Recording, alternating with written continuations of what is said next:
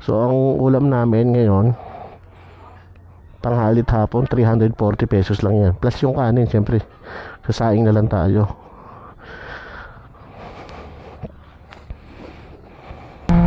Punta na tayo doon sa bilihan ng ulam. Grabe yung cuts nung ano, nung ulap. Meron siyang line doon, oh, may line. Ano, may line. Tapos doon puro ulap. Diba? Ayan, oh.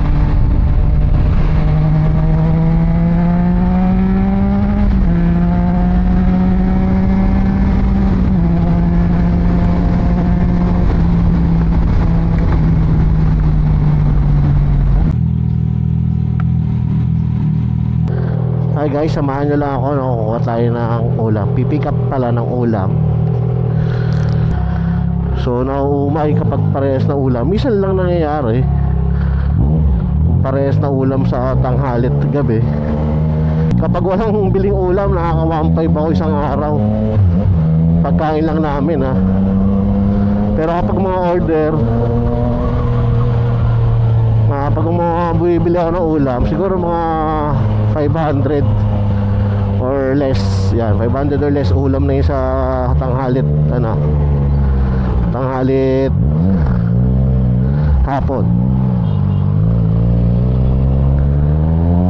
So gamit natin ngayon itong Trident 660. Usually ano, parang araw-araw ko na rin naman itong gamit. So pag weekend ginagamit ko pa rin siya. Pero pag nakangate, yan, ginagamit ko siya sa pag-errands dito sa amin. Bibili ng gamot, bibili ng ulam, may uutos. Pero doon ako dumadaan sa ano, sa bagong kalsada. Yung bagong kalsada kasi dito sa amin, hindi naman siya sobrang bago. Siguro mga isang taon na rin to. Tagusan doon sa Gentry. Oras ngayon, siguro mga 10:30 AM na. Medyo late na ako, maaga kasi nagsisend ng ulam yung ano, no, yung kinukuha natin. Sila yung nagkikater sa munisipyo, sa nung Kawit, nung araw ng Kalayaan, sila rin yung nagkater dun sa bahay na Aguinaldo. Nung binyag ng anak ko, sila rin na nagkater. Ang kwento dyan, no, kaya ako napabili sa kanila kasi nung pandemic, no, limited yung mga business na bukas, sila open. Tapos nakita ko, ba't parang catering araw-araw yun, no? Kasi gamit nilang yung lagay ng ulam, yung pang cater talaga. Hindi yung mumuray na stainless na ano, ha, chafing dish. Yung ano talaga, yung magandang klase. So nilapitan ko, sabi ko, binibenta po ba yan? Kasi yun nga, binibenta nga daw. At binabalot na nila yung mga order galing munisipyo, sa bangko, sa mga remittances center dito sa amin. Sila rin na ano ng order. Hindi na lang nila napasok yung SM kasi bago lang tong SM, eh. Tsaka sobrang dami na kasi nung pinadala nilang ulam. So ngayon doon tayo pupunta. So kung tagatan sa Cavite ka, gusto mo ng classic na lutong ulam na talagang pambahay, hindi tinipid, dito ka bumili. Nagra-range lang ng 40 pesos to 70 pesos, depende sa ulam. Pinakamahal na yung 70, siguro minsan 70 kapag yung mga kare-kare, ganyan. So yun guys, ito yung ano, Anyaan na sinasabi kong daan. Hindi ko naman kailangan dumaan dito para doon sabi kinukuha ko ulam, pero since ngayon lang ulit tayo makakalabas gamit ang Trident, na dito na tayo dumaan.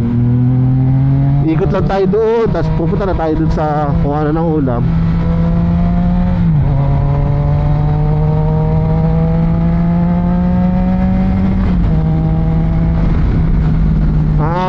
Ito dati ano, farm lot to. Makikita mo, ayan, sobrang laki.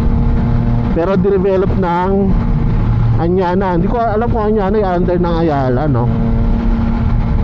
So, ayan siya, para siyang ano, hindi siya parang exclusive subdivision talaga siya. So, hindi siya yung low-end type ng subdivision. So, makikita mo yan, sobrang pricey din ng bahay dito. Noong unang tayo niya, nasa 8 million ang isa. Maliit lang yun, nasa 120 square meter, 140 up and down. So pumapatak lang ng ano, 75 sa baba. Ang floor area 75. So i-develop nila yan. Para itong kalsadang to, kung makikita mo, hindi pa tapos ang development dito. Ayan o, nag-widening pa, nag-excavation, tsaka nagtatambak pa sila. So ito, pinagamit sa public, sa public para maka-access sa iba't ibang probinsya, iba't ibang town dito. So paglabas mo dyan, may access ka na papuntang Gentry. Oo, kaya okay na okay.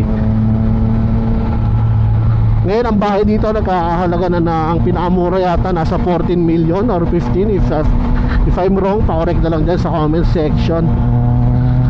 So ganun mahal na dito. Ang pinagmamalaki naman nila yung kalsada. So may exit na papuntang Manila, papuntang Cavitex at Calax. So yun ang binabayaran mo dito, diba? So dito ako dumadaan lagi. Pag yung nakakate, walang dumadaan masyado. Ilan? Alright, muna tayo.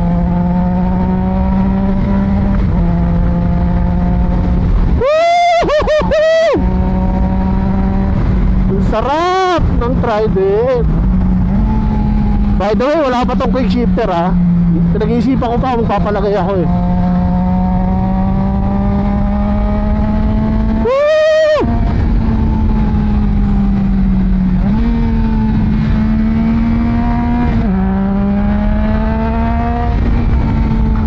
Grabe, sarap. Throttle therapy talaga pag gamit ng Trident. Closest to inline 4 talaga to. Yung ganitong tunog. Iikot na ako dito. Sa mga taga-Tansa, alam naman kung saan to eh. Bali, iikot ka lang dito. Doon kasi labas mo yan, may nakalagay naman Manila, Rosario, Tansa.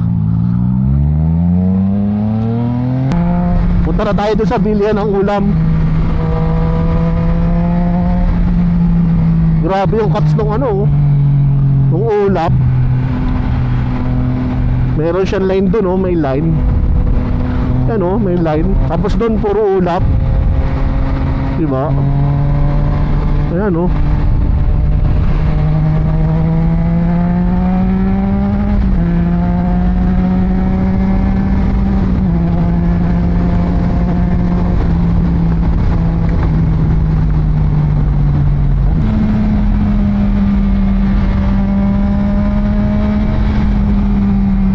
may ambulansya pa.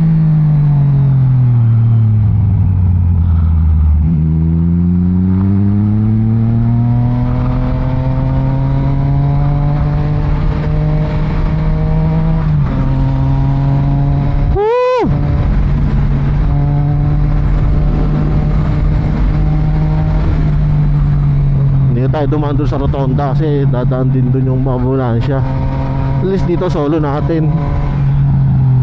Yun pa sila Ay hindi pala dito dadaan. Sarap talaga gamitin ang Trident, grabe.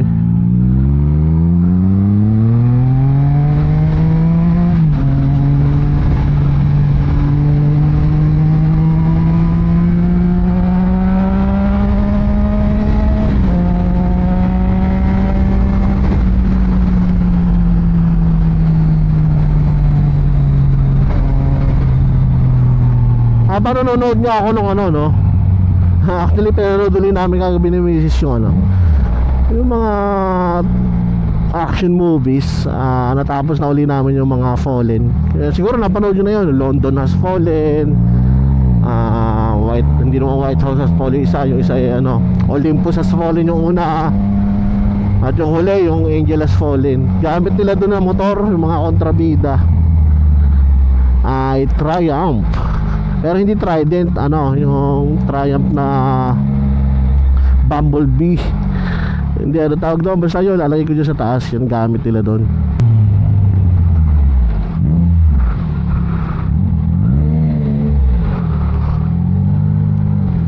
So yun, papunta na tayo doon sa bilihan ng ulam. Pero palagi ko tapos na sila magbalot. Kasi kahapon, umorder ako doon.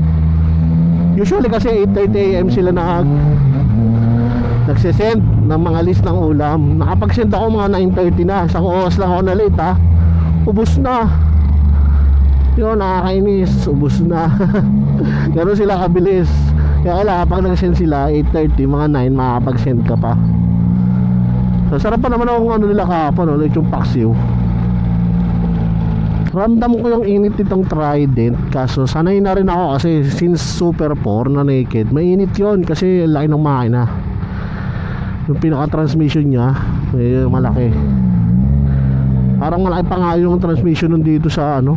Kaya super smooth ng takbo ng Super 4. Ang ganda ng pagkakagawa nila dun sa transmission.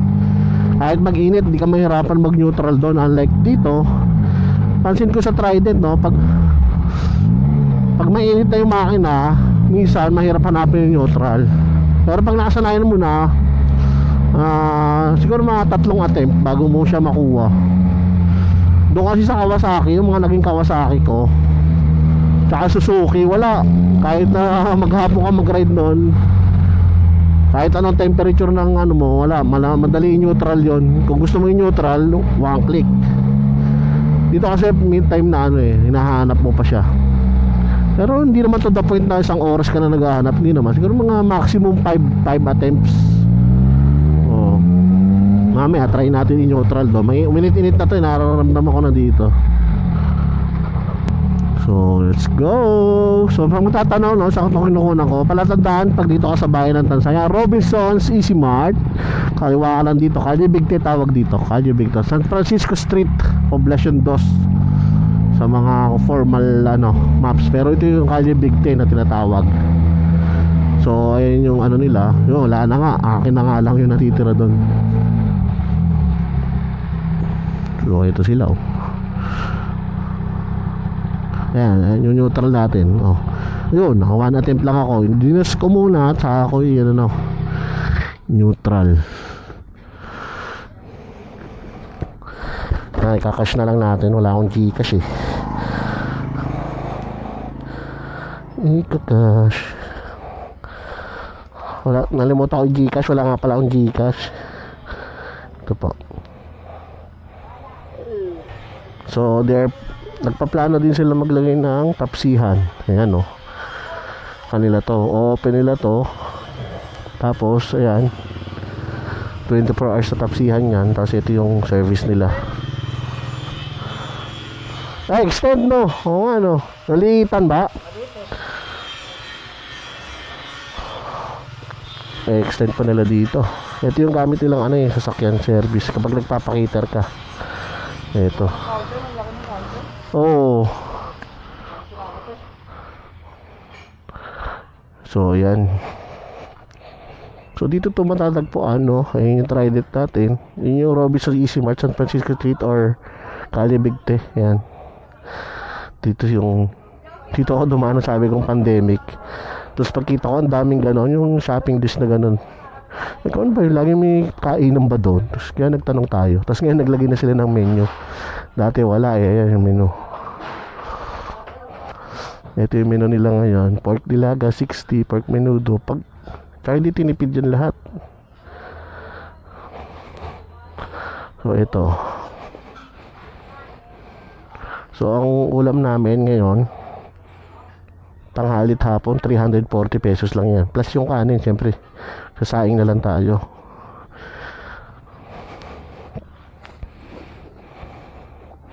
So kasya dito sa bag na binili ko. Yung Triumph.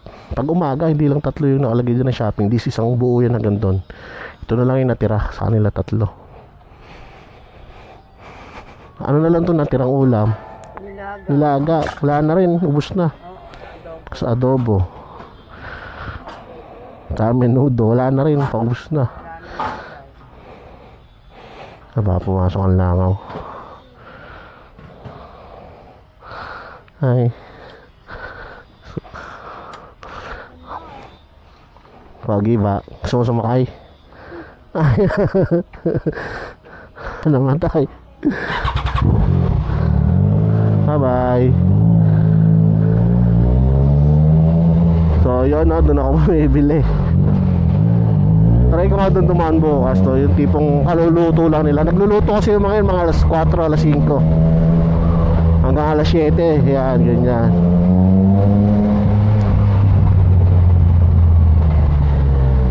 So yun guys, thank you sa pagsama sa akin.